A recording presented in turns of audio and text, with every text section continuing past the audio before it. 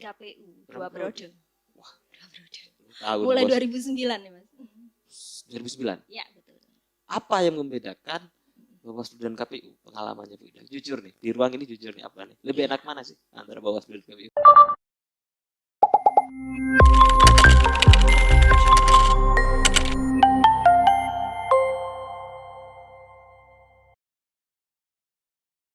Sarapan ketupat matang dan nasi tim. Selamat datang di podcast Bawaslu Jatim, Bu Afida Tus Soleha. Iya nggak? Bener nggak Bu? Iya betul. Selamat datang Bu. Sehat Bu? Alhamdulillah sehat dan sejauh ini kayaknya nggak pernah positif deh. Alhamdulillah. Negatif terus. Negatif COVID, positif apa nih? Iya negatif. Aduh, terima kasih Bu berkenan hadir di sini. Siap, sama-sama. Saya mengikuti Bu Afida tahun 2020 lalu, dapat penghargaan dari Bawaslu RI ya, Siwaslu. Betul, Siwaslu. Kecepatan dalam pengisian Siwaslu, Sistem Informasi Pengawasan Pemilu. Betul. Terbaik nasional. Okay. Sama Gresik ya Bu ya? Sama Gresik, alhamdulillah. Nah, suatu hal yang ini Bu, sebenarnya saya ingin bertanya-tanya ke Bu Afida nih. Banyak publik, banyak orang ketika menilai prestasi perempuan, itu yang tampak itu bukan prestasinya sebenarnya, tetapi malah yang dieksplor itu tentang tubuh, wajah dan kecantikan. Bener nggak Bu kayak gitu? Betul. Ya. Rata-rata begitu. Rata-rata begitu. Ibu marah misalkan. Saya mau tanya nih, mau konfirmasi. Ibu marah misalkan ibu sudah berprestasi nih, banyak hal yang dilakukan sebagai pejabat publik atau di dunia penyelenggara. Tetapi kemudian publik menilai sosok Afi itu bukan dalam level prestasi karena dia fisiknya bagus dan semacamnya. Marah nggak dibilang begitu sama publik? Kalau misalnya itu terjadi jelas marah saya. Tapi alhamdulillah kalau selama ini karena saya pribadi kalau ngomong fisik ya kita realistis saja deh kita. Kita sadar diri ya. Dari sisi apa tinggi badan juga nggak semampai juga nggak terlalu cantik. Jadi sampai detik ini saya masih belum pernah mengalami bahwa kemudian yang dilihat dari saya ini adalah dari sisi fisik saja. Jadi bukan kesana gitu. Tapi kalau misalnya terjadi hal yang seperti itu ya jelas marah Mas. Kita nggak terima Mas. Iya bener. Suatu waktu saya pernah baca postingan salah satu anggota parlemen di ini loh Bu, di DPR RI di Senayan. Dia mengomentari satu hal, tetapi kemudian ada salah satu oknum ya, tanda petik oknum media yang itu melabeli DPR cantik awasi apa begitu, dan dia marah karena memang bagi saya ya Bu ya, bahwa seorang perempuan itu kan dia layak berprestasi dan karena prestasilah dia bisa jadi pejabat publik, ya enggak? Betul. Bukan karena fisik toh. Betul sekali. Tetapi karena sekarang dalam tanda petik pasar kemudian menganggap bahwa tubuh perempuan bisa dieksploitasi karena dia cantik, karena dia putih, karena dia apa macam-macam, akhirnya prestasi perempuan itu dinomorduakan. Benar nggak Bu kayak gitu? Iya, betul. Makanya harapan kita ya khususnya dari perempuan, mindsetnya seperti ini yang perlu kita rubah dan itu tidak bisa hanya diawali oleh perempuan saja, tetapi juga masyarakat secara umum termasuk kaum Adam. Kita berharapnya seperti itu. Jadi jangan melihat kita hanya dari sisi fisik saja, tapi lihat kami dari innernya, mungkin dari sisi kualitas SDM-nya ya. Karena saya pribadi yakin juga ketika perempuan itu mendapatkan sebuah prestasi, ya kita lihat dia prestasinya dari sisi apa. Kalau prestasinya di kontes kecantikan berarti memang modalnya itu kan. Iya benar. Tetapi ketika prestasi kita di dunia penyelenggaraan pemilu atau di pentas politik dan sebagainya, berarti kan modalnya bukan hanya sekedar fisik saja. Jadi itu yang harus dilihat gitu. Iya, saya melihat saya kejanggalan terhadap publik hari ini ya, masyarakat, tapi tidak semua ya. Ada orang-orang misalkan yang hanya melihat sisi perempuan itu dari fisik. Dan saya kira pada posisi inilah sebenarnya kalau mau jujur, ini kan secara tidak langsung mempasarkan atau apa istilahnya ya, eksploitasi lah tuh perempuan. Ibu tidak sepakat ya dengan itu ya? Sangat tidak sepakat. Saya pribadi selama ini ketika mencoba meraih kesempatan misalnya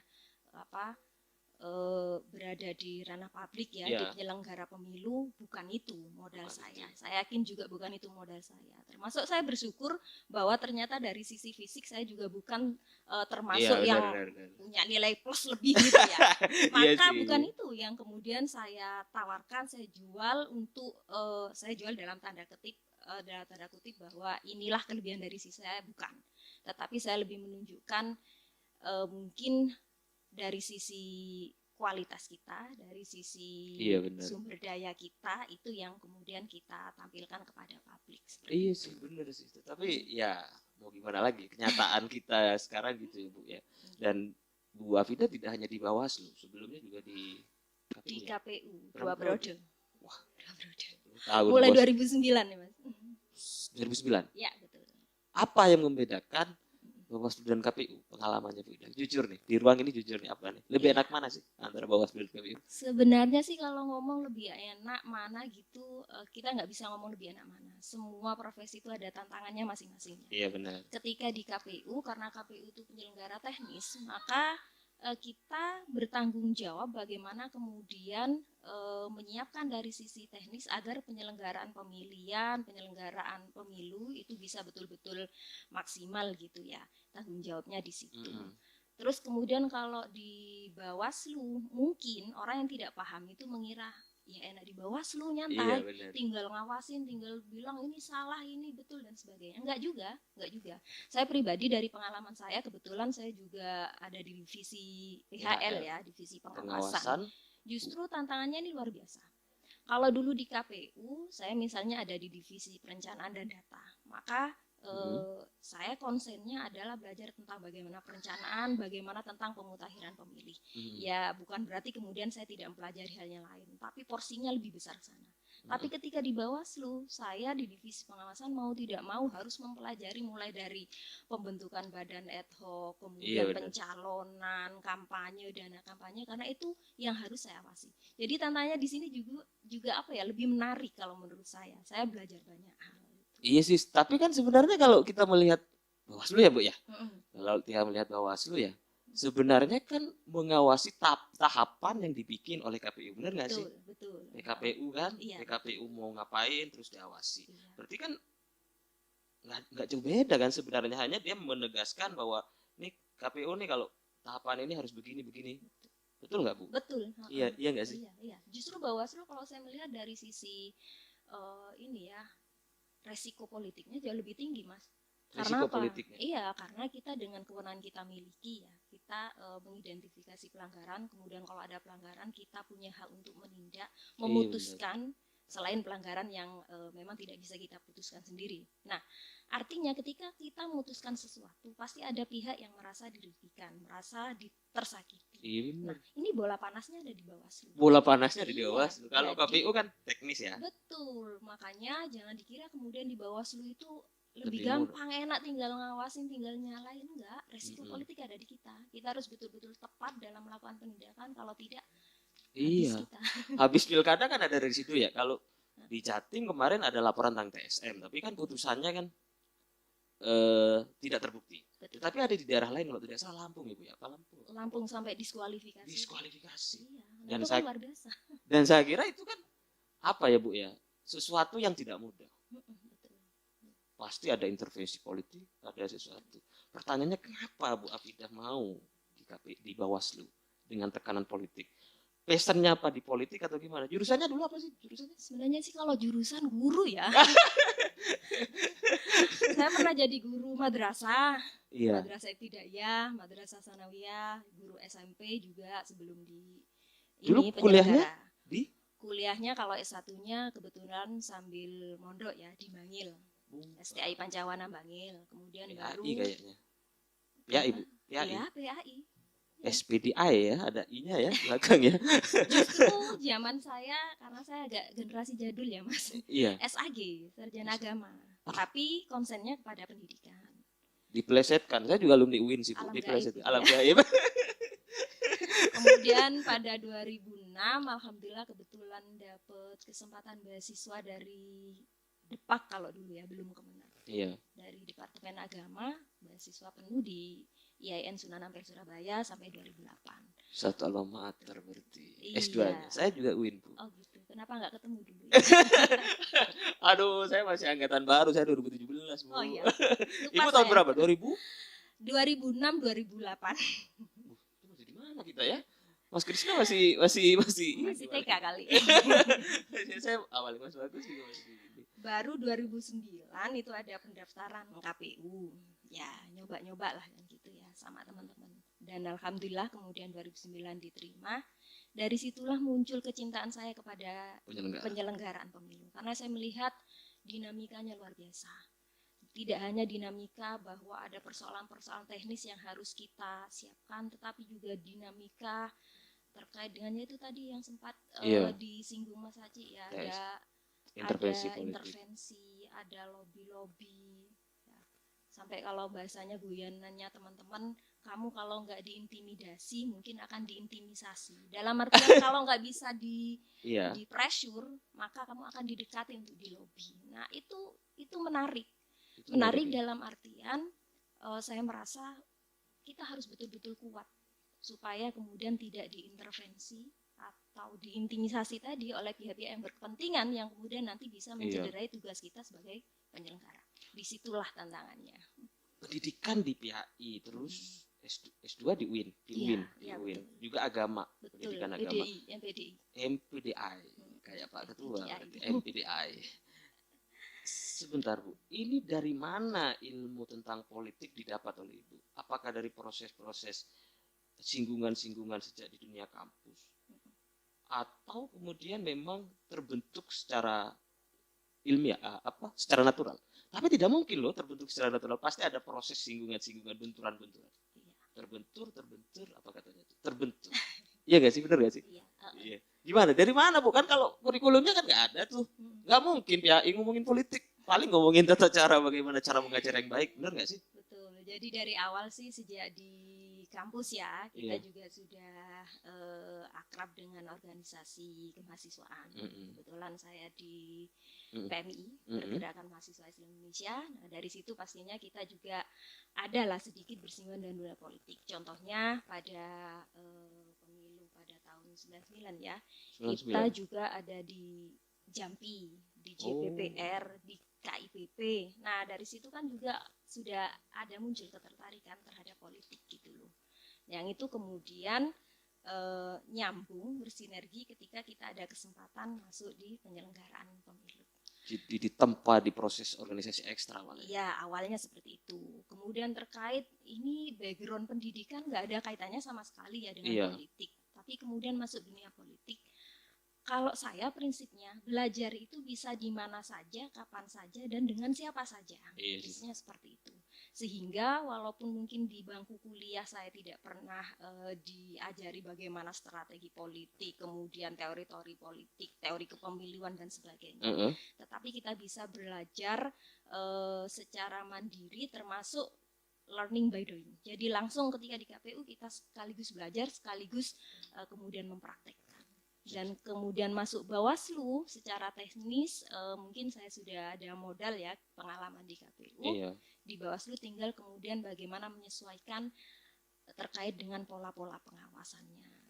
Dan agak susahnya memang karena Bawaslu itu kan lebih banyak masalah hukum apa gitu. Itu yang saya harus betul-betul ekstra ya. Belajar dari teman-teman yang lebih paham, yang punya background pendidikan sarjana hukum juga seperti itu. Di KPU berarti 10 tahun lah Bu ya? 2009? Harusnya 10 tahun, tapi baru 9 tahun kemudian diberi amanah lain di Bawaslu. Iya sih Kak, ya diberi amanah sih, bahasa politisnya diberi amanah. Iya, analisnya seperti itu. Atau pindah tempat. Tetapi sama-sama jadi penyelenggara, tapi bedanya memang intervensi politik. Modal terbesar Ibu di Bawaslu atau di KPU apa? Pengalaman kah atau apa sih modal terbesar yang Anda membuat Ibu percaya diri? Banyak loh perempuan ya, kalau kita mau melihat ada berapa perempuan yang insecure, tidak percaya diri terhadap dirinya, apalagi menggeluti dunia politik. Politik itu ya tidak satu hal yang menakutkan gitu ya mungkin ya. 1 tambah 1 bisa jadi 4 begitu kan Ibu ya, benar nggak? Bisa jadi. Apa modal Ibu kenapa kemudian menjadi sangat percaya diri masuk di dunia penyelenggara pemilu? Tekanannya pasti ada dong. Pasti itu ya. Ya memang awal itu harus ada passionnya di dalam diri sendiri ya, passion itu ya. Karena semampu apa kita kalau kemauan itu juga tidak ada, pastinya kan tidak akan terjadi kan seperti itu. Jadi passion itu kemudian betul yang disampaikan Mas Haji, percaya diri. Iya. Saya harus betul-betul membangun rasa percaya diri. Saya juga harus yakin bahwasanya meskipun perempuan, tidak hanya sekedar perempuan dari desa. Jadi ya saya tuh bukan kelahiran di area kota gitu ya, tapi di desa. Di bawah kaki Gunung Penanggungan. Mana tuh Mas Bagus? Nggak pernah tahu kan ya. Kita minca aja di Penanggungan nanti biar tahu. Jadi kultur ketika saya masih kecil itu juga sebenarnya masih ini ya, sangat kental dengan suasana pedesaan, dalam artian kultur pedesaan dalam artian bahwa udahlah perempuan itu di rumah aja, nggak usah sekolah tinggi-tinggi ya. Justru dari situ kemudian saya tuh kepingin, saya tidak boleh juga sama seperti teman-teman saya selesai madrasah ibtidaiyah atau selesai SMP cukup. Saya harus berbeda, saya harus berusaha mengakses menempuh pendidikan setinggi-tingginya, karena itu bukan hal yang tabu bagi seorang perempuan. Iya sih. Dan prinsip saya adalah kesempatan tuh harus diraih. Kesempatan harus diraih. Kalau kita tidak berusaha meraih, kita tidak tahu pertemuan usaha kita dengan takdir Allah itu di titik mana, kita tidak tahu. Iya. Kan seperti itu. Yang penting usaha dulu ya. Iya. Mau jadi anggota KPU kalau daftar aja enggak kan? Mau jadi anggota Bawaslu daftar aja enggak kan, enggak mungkin. Iya. Gitu. Ya mana ya akhirnya di Bawaslu. Itu bahasa halus. Tapi memang saya baca beberapa penelitian Ibu ya, bahwa privilege atau apa ya istilahnya ya, kalau bapaknya sudah kaya, punya jejaring yang bagus, itu potensi suksesnya memang lebih besar. Ya enggak sih? Saya kemarin pernah ada salah satu tokoh, anak tokoh yang itu memberikan motivasi. Saya nggak nyebut ya karena mungkin bisa jadi OT. Berikan motivasi Pak untuk bekerja keras dan semacamnya. Tapi bapaknya sudah kaya dia. Orang jadi mudah ngomong, Anda harus bekerja keras, Anda harus. Tetapi bagi orang desa seperti Bu Afida, apalagi di Kikunung tadi, dibesarkan dalam lingkungan desa, terus ditekan dalam wilayah apa ya, harus perempuan harus bekerja di wilayah domestik, hidup di pesantren. Ini kan pasti butuh lompatan. Apa yang membuat ibu dulu itu ingin melompat? Apa istilahnya? Dulu kan di desa nih, di pesantren. Otomatis kan kalau kita mau sesuai dengan rel kereta api ini kan, desa pesantren jadi guru agama, ustadzah aja, ya enggak? Apa? Siapa yang menginspirasi Bu Afida dulu? Kalau mau jujur sih sebenarnya memang dari keluarga saya pribadi, kakek dan abah saya memang profesinya kepala desa ya. Oh iya benar. Kepala desa. Ya. Tapi sekali lagi menurut saya itu bukan kemudian modal yang paling utama, modal dasar. Karena yang saya rasakan kemarin ketika abah saya khususnya memotivasi ibu saya, umi saya motivasi, itu sebenarnya tidak terlalu mengarahkan kamu harus sekolah begini terus nanti kamu bakal jadi begini, tidak ada arahan ke sana. Bahkan ketika saya terpikir mau masuk kuliah, itu atas permintaan saya pribadi.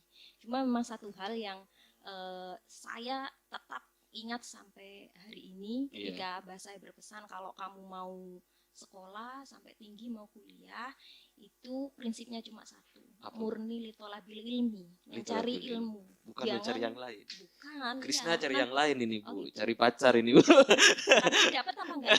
Banyak. Begitu. Sudah tobat jadi baju. Ya gimana Bu? Ya, litolabul ilmi. Iya betul. Jadi murni cari ilmu, jangan kemudian berpikir kamu kepingin jadi ini, nanti kalau saya kuliah di jurusan pendidikan berarti saya jadi guru PNS misalnya. Tidak. Tetapi dengan kamu berniat mencari ilmu, kemudian kamu betul-betul mendapatkan ilmu, yakinlah Allah sudah menjanjikan akan memberi tempat yang mulia kepada orang-orang yang berilmu, kan seperti itu. Iya benar. Nah, berarti abah ya. Abah itu motivator yang luar biasa buat saya. Meskipun sebenarnya abah sendiri hanya lulusan pesantren, ya, tetapi apa yang beliau tanamkan itu dan saya yakini Itu kemudian yang membuat saya percaya diri, meskipun saya jurusannya pendidikan agama Islam, tapi saya tidak merasa kecil hati ketika mencoba mengakses dunia penyelenggaraan pemilu. Iya benar. Menginspirasi sekali ya. Berarti Abah motivator utama nih sampai sekarang. Abah masih ada, Bu? Alhamdulillah masih Masih sehat, sehat Abah ya, Umi Ibu? masih sehat. Alhamdulillah. Sama perjalanannya kayak Mahfud MD. Mahfud MD juga ibunya bukanlah seorang tokoh yang itu lulusan tinggi, tetapi dia hanya orang kampung, tetapi berhasil memotivasi seorang Mahfud MD suruh sekolah. Jadi menteri sekarang. Iya enggak sih? Mbak Vida sudah sampai ini ya, sudah KPU sudah, Bawaslu sudah. Apa nih agenda nih ke depan nih? Mau ngapain aja nih habis Bawaslu? Saya ini mengalir saja ya. Mengalir Saja. Prinsipnya begini, setiap ada kesempatan ya coba kita akses. Kalaupun nanti kemudian kita sudah tidak ditakdirkan di penyelenggara pemilu, ya. Mungkin saya akan kembali ke fitrah saya sebagai pendidikan. Iya, mencerdaskan kehidupan bangsa. Betul. Dan sampai detik ini tidak kemudian saya betul-betul meninggalkan dunia pendidikan. Maksudnya begini, oke saya karena sebagai anggota Bawaslu kan tidak boleh ngajar, tidak boleh double job gitu sepenuh waktu. Karena kita sepenuh waktu, tekan kontrak itu kan ya. Iya benar. Tetapi kemudian kebetulan ada madrasah ibtidaiyah ya di tempat saya. Jadi saya masih berkecimpung di yayasannya karena saya harus tahu betul bahwa itu sebenarnya dunia saya yang paling utama. Yakni bagaimana kemudian ikut andil untuk ya ini tadi membesarkan pendidikan yang ini nanti juga akan membantu anak-anak di desa saya, mencerdaskan anak-anak di desa saya, mencerdaskan kehidupan bangsa. Tapi kan sekarang di Bawaslu bisa juga ya, Mbak ya, Ibu ya, SKPP daring kan? Iya betul. Bagian juga kan? Iya. Itu kan divisinya Ibu juga. Betul. Makanya kemarin ketika kemudian kita diminta untuk ngisi SKPP daring, alhamdulillah waktu di Aston Gresik eventnya Bawaslu Jatim diminta juga. Bagi saya pribadi bukan hal yang sulit. Karena apa? Kita sudah terbiasa mengajar. Iya sih. Sejak sebelum lulus S1 saya sudah ngajar di madrasah ibtidaiyah. Jadi tinggal menyesuaikan saja, menambah ini wacana keilmuan tentang apa yang akan kita sampaikan itu aja. Kalau urusan di depan forum apa sudah sering menghadapi anak SMA, sudah pernah, anak madrasah ibtidaiyah sudah pernah. Iya, luar biasa, sudah ngerti ya, psikologi orang sudah ngerti. Sampai ada guyonan begini, Bu. Kemarin kan ada Pak Kasubag di sini kan anaknya mau ujian. Jadi ada pertanyaan gimana cara memberikan sumbangsih terhadap NKRI. Nah saya suruh bilang suruh jawab Pak, ikut SKPP daring. Itu bagian mempertahankan NKRI. Iya. Seru sekali nih obrolan pada kesempatan kali ini. Mungkin ada hal-hal yang perlu disampaikan. Saya dikode-kode terus nih sama Mas Krishna nih. Sudah cukup. Enggak terasa memang kalau mengalir Ibu ya. Iya betul. Ada hal-hal mungkin yang perlu disampaikan pada perempuan atau pada kita semua yang bisa menginspirasi bagi kita semua. Ya saya ingin memotivasi pada kaum saya, kaum perempuan, jangan sampai takut, jangan sampai takut untuk mencoba meraih kesempatan, mengambil kesempatan dimanapun profesi yang ingin digeluti, yang sesuai dengan passionnya, dan kemudian dia juga yakin bahwa dia akan mampu melakukan itu. Itu harus berani mengakses. Pelajaran dari kemarin misalnya ketika kita mencoba membuka pendaftaran pengawas misalnya, terkadang teman-teman perempuan itu masih ada unsur ketakutan. Bu, nanti kalau jadi pengawas menghadapi orang parpol gimana Bu? Menghadapi tim kampanye gimana Bu? Nah itu saya pikir ketakutan yang seperti itu tuh harus dihilangkan. Yang penting kita harus akses dulu, ambil kesempatan itu, meraih kesempatan itu. Insya Allah dengan berjalannya waktu kita bisa belajar. Dan persoalan bagaimana menghadapi orang-orang di dunia politik yang mungkin bagi sebagian orang ini ya parno itu ya karena pasti pikirannya wah orangnya keras begini. Itu bukan persoalan perempuan dan laki-laki. Justru perempuan itu punya modal. Saya pikir punya modal komunikasinya biasanya lebih bagus. Iya benar. Lebih mudah mencairkan suasana, lebih mudah mendinginkan suasana. Iya, memanaskan. Itu tadi. Iya, benar. Kalau manaskan sampai Iya, mendinginkan suasana, menjadikan suasana menjadi lebih bahagia. kesempatan harus diraih. Intinya seperti Kesempatan itu. harus diraih, karena ada orang bilang hidup yang tidak dipertaruhkan tidak akan pernah dimenangkan. Betul nggak, Bu? Ya. Betul sekali. Makasih Terima Bu kasih. Afida atas waktunya, kita Oke. sudah sekitar 20 menit lebih ya. Oke, sama-sama. Semoga sehat terus Bu Afida. Amin. Saja Abah juga. dan Umi juga sehat. Amin. Pendidikan Mohon juga doanya. jalan, SKPP juga jalan, Iya. dan terus berprestasi. Iya. Amin. Makasih. Terima kasih. Assalamualaikum warahmatullahi wabarakatuh. Waalaikumsalam warahmatullahi wabarakatuh.